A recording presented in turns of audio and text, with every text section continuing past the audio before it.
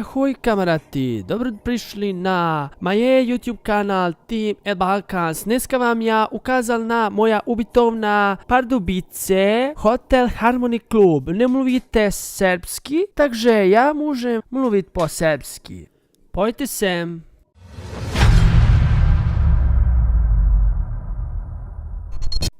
I youtuberi, nadam se da vam se svideo moj uvod, a ovo je moj hotel tour povodom 1500 subscribera na Team Balkans YouTube kanalu, pa da vam pokažem kako sam boravio 4 meseca u Češkoj i da vidite moj magični frižider. Vidite, imam ovdje neki med, neke gluposti i tako dalje, naravno i maslinovo ulje.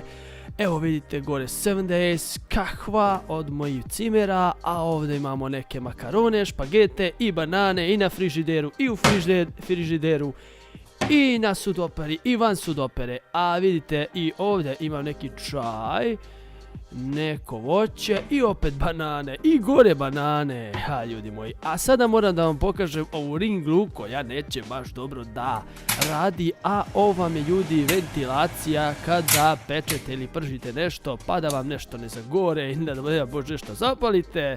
Tu je ventilacija, a ovdje imate dva rezervna svetla ukoliko vam je potrebno. A sada ja da vam pokažem moju sudoperu šta ima ispod. Ima leba, ima tanjiri, rekizetin, zvano ulje i tako dalje.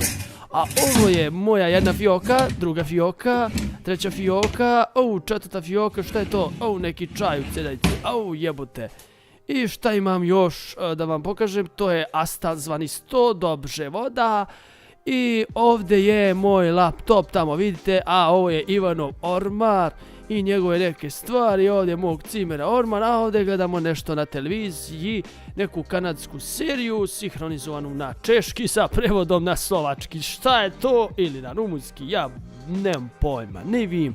Evo ga moja radna mašina, laptop, koji je nažalost malo počeo da baguje, a ovdje je moj čudesni pogled na Lidl, u koji Srbi danas jure na kilometrima u red, čekaj doći na Lidl i eno je gradska deponija, odnosno kamion, pun smećarski kamion, vidite lep pogled u Pardubicama.